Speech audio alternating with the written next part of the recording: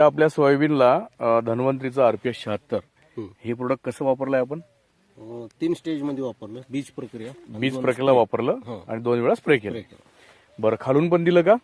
नाही, नाही, फक्त 2 वेळा स्प्रे केले स्प्रे केलं. आणि बीज प्रक्रिया. हो. आणि तुमच्या सांगल्याप्रमाणे तुम्ही यामध्ये रासायनिक खताचं प्रमाण वापरलं नाही, नाही काहीच वापरलं नाही. काहीच. तर आता आपण या झाडाच्या ज्या शेंगा मोजल्या आहेत, तर याला शेंगा किती भरल्या आहेत? 150च्या जवळ, 150च्या वरच. 150च्या वरती आहेत. आणि विशेष म्हणजे शेंड्यापर्यंत शेंग चांगलीच आहे. हो, खालची शेंग आणि वरची शेंग मध्ये काही फरक नाही काही नाही. है ना. थोडा आणि हा एकच झाड आहे, एकच बुंदा आहे ना. हो, एकच एका झाडाला इथं 150 शेंगा आलेल्या आहेत.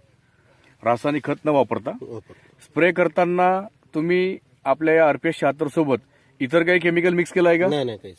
म्हणजे तुमचा इतर शेतकऱ्यांपेक्षा खर्च फार कमी आहे कमी आहे, कमी. आणि कमी खर्च करून सुद्धा उत्पादन मात्र चांगलं दिसतंय.